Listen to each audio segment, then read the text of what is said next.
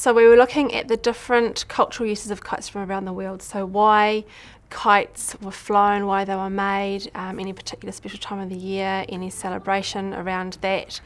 And it started off with the children researching various countries. They got to choose a country.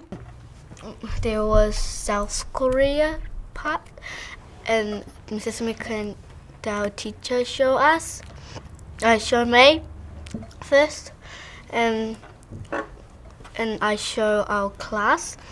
From there, once we found the class wiki, the Kites Around the World wiki, they realised that New Zealand didn't have anything there on it. So they started to question, well, why can't we put something on there? No one's put anything up there about New Zealand. And they wanted to find out more about New Zealand kites, which we had talked about before anyway. And it was coming up to Māori New Year, and I had thought it was a perfect time, so we were going to do an overview of Māori kites anyway. But the children decided that they wanted to all focus on that. They started to become really interested in Māori kites. We went to the marae and we were learning about kites, and Mrs. McLean Veruda said the marae.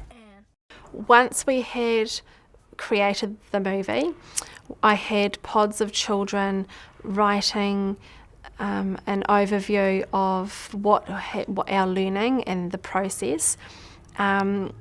This was kind of a final step after we had done some writing on that in class anyway, and pods of children pulling together photographs, and with the video and the writing and the photos, we pulled this together, uploaded this onto the Kites Around the World wiki, so that we could share this with everybody else. It meant that it took it from being an activity that they could have just done in the classroom to be in an environment that was authentic. But not only that, them being able to share this with their family, with their friends, with the world, I guess. So that was a big step of learning for them. Now that they see themselves as creators of new knowledge, it has opened a whole new door for them. They have realised that they were the ones initially researching on the internet, getting all of this information, and they're now sharing this with someone else, and someone else on the other side of the world is doing what they did. And this is their work, this is their learning. I now know that I can be in control of my own learning using technology.